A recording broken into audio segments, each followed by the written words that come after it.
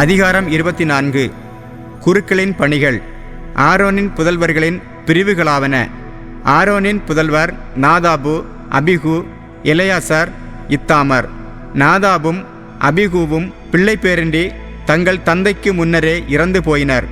எலெயாசரும் இத்தாமரும் குருக்களாக பணி செய்தனர்.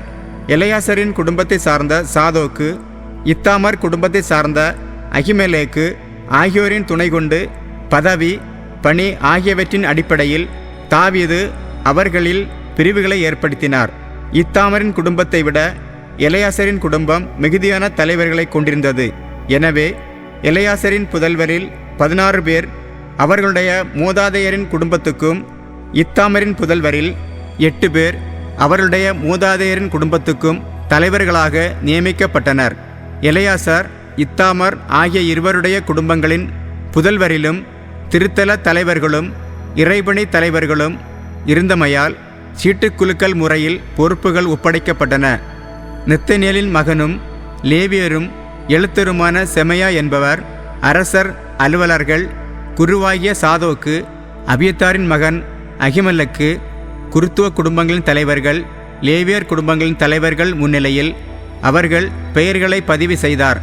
எலெயாசரின் குடும்பத்திற்கும் இத்தாமரின் குடும்பத்திற்கும் சீட்டு போடப்பட்டது. சீட்டு விழுந்த முறை: முதல் சீட்டு யோயாரிபுக்கு, இரண்டாவது எதேயாவுக்கு, மூன்றாவது ஆரிமுக்கு, நான்காவது செயோரிமுக்கு, ஐந்தாவது மல்கியாவுக்கு, ஆறாவது மியாமினுக்கு, ஏழாவது அக்கோட்ஸுக்கு, எட்டாவது அபியாவுக்கு, ஒன்பதாவது இயேசுவாவுக்கு, பத்தாவது செக்கனியாவுக்கு, 11வது எலியாசிபுக்கு, 12வது யாக்கிமுக்கு, 13வது உப்பாவுக்கு, 14வது எசேபயாவுக்கு, 15வது பில்காவுக்கு, 16வது இம்மேருக்கு, 17வது ஏசீருக்கு, 18வது அப்பிசேசுக்கு, 19வது பெத்தகியாவுக்கு, 20வது எசக்கேலுக்கு, 21வது யாக்கினுக்கு, 22வது காமுலுக்கு, 23வது தெலாயாவுக்கு, 24வது மாசியாவுக்கு.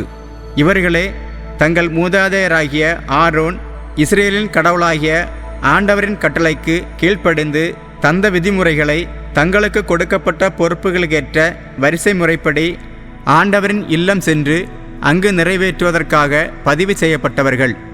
லேவியர் அட்டவணை. எஞ்சிய லேவியின் மக்களுள் அம்ராமின் புதல்வருள் சூபாவேலும், சூபாவேலின் புதல்வருள் எகதியாவும் தலைவர்களாயிருந்தார்கள். ரெகபியாவின் புதல்வர்கள் இசியா தலைவராயிருந்தார். இட்சகாரியரில் செலமோத்தும், செலமோத்தின் புதல்வருள் யாகாத்தும் தலைவராயிருந்தனர். எபிரோனின் புதல்வருள் முதல் மகன் எரியா, 2ஆம் மகன் அமரியா, 3ஆம் மகன் யாகசியேல், 4ஆம் மகன் எக்கமயாம். உசியலின் புதல்வர் மீகா, மீகாவின் புதல்வர் சாமீர், மீகாவின் சகோதரர் இசியா, இசியாவின் புதல்வருள் செக்கரியா, மெராரியின் புதல்வர் மக்லி, மூசி, எகசியாவின் மகன் பெனோ. மெராரியின் மகனான எகசியாவின் புதல்வர்கள் பெனோ, சோகாம், சக்கூர், இப்ரி. மக்லியின் புதல்வர்கள் இல்லாத எலெயாசார் மற்றும் கீசு. கீசின் புதல்வர் இரகுமவேல். மூசியின் புதல்வர் மக்லி, ஏதேர், எரிமோத்து. தங்கள் மூதாதையர் வீட்டு லேவியரின் புதல்வர்கள் இவர்களே. இவர்களும் தங்கள் சகோதரர்களாகிய ஆரோனின் புதல்வர் செய்தது போல தாவீது அரசர் சாதோக்கு, அகிமெலேக்கு குருத்துவ குடும்பங்களின் தலைவர்கள், லேவியர் குடும்பங்களின் தலைவர்கள் ஆகியோர் முன்னிலையில் ஒவ்வொரு குடும்பத்தின் தலைவரும் அவர் இளைய சகோதரருள் ஒருவருமாக சமமாக சீட்டு போட்டு தங்கள் பணிகளை பங்கிட்டு கொண்டார்கள்.